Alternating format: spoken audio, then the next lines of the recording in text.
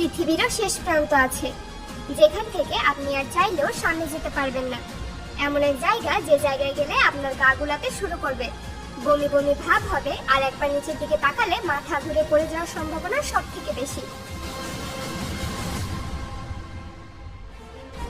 পৃথিবীর শেষ প্রান্ত খুঁজতে হলে আপনাকে যেতে হবে নরওয়েতে। যদিও সেখানে পৌঁছানো খুবই কষ্টের ব্যাপার। সেখানে পৌঁছানোর জন্য নরওয়ের রোগাল্যান্ড প্রদেশের স্ট্যান্ড পৌরসভা থেকে 8 কিলোমিটার দীর্ঘ পথ পাড়ি দিয়ে আরো 4 কিলোমিটার পথ হেঁটে যেতে হবে। আর এই পথ পাড়ি দেওয়া অনেক কষ্টকর। রাস্তাটা পাহাড়ি, পাথুরে এবং কখনো কখনো জলাশয়ের মাছ দিয়ে চলতে হয়। আর এই কারণে কেউ এই রাস্তা দিয়ে যেতে চায় না। কিন্তু যারা এই রাস্তা শেষ করেন তারাই কেবল পৃথিবীর শেষ দেখতে পারেন। যদি আপনি কখনো এই জায়গাতে যান, তাহলে যেতে হবে সম্পূর্ণ আপনার ঝুঁকিতে।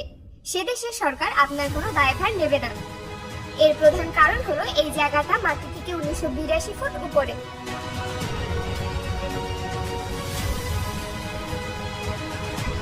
বলা হয়ে থাকে, আপনি যদি পৃথিবীর শেষ রাস্তায় যেতে থাকেন, তাহলে আপনি ঠিক এই জায়গাতে এসে পৌঁছাবেন, যেখানে সামনে যাওয়ার আর কোনো রাস্তা নেই।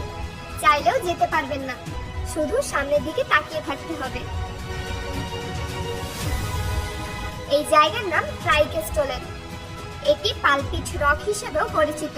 প্রতি বছর কয়েক লাখ মানুষ পৃথিবীর শেষ দেখার জন্য এই জায়গাতে আসেন। আর এই কারণেই এটা নরওয়ের বিখ্যাত পর্যটন কেন্দ্র, যা মাটি থেকে প্রায় 2000 ফুট উঁচুতে অবস্থিত। সব থেকে অদ্ভুত ব্যাপার হলো, সামনের এই ঝুলন্ত অংশে আপনি ফাটল দেখতে পাবেন। চারপাশে কোনো ব্যারিকেডও দেখতে পাবেন না। যে কোনো মুহূর্তে দুর্ঘটনা ঘটতেই পারে। আর ঠিক এই কারণেই পৃথিবীর শেষ দেখতে গেলে সে দেশের সরকার আপনার কোনো দায়ভার নেবে না। আপনি জানলে অবাক হবেন, এই জায়গা নিয়ে মানুষের এত কৌতূহল যে এখানে বাতাস বোতলে ভরে বিক্রি করা হয়। বলা হয় পৃথিবীর শেষ প্রান্তের বাতাস সব থেকে বিশুদ্ধ। আর এই কারণে সেখানকার 8 লিটার শুদ্ধ বাতাসের দাম প্রায় 1500 টাকা।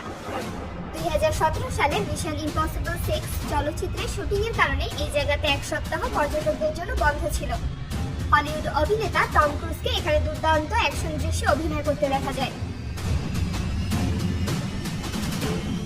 ধারণা করা হয় প্রায় 10,000 বছর আগে বরফ যুগে সুবিশাল এই জায়গাটি তৈরি হয়েছে।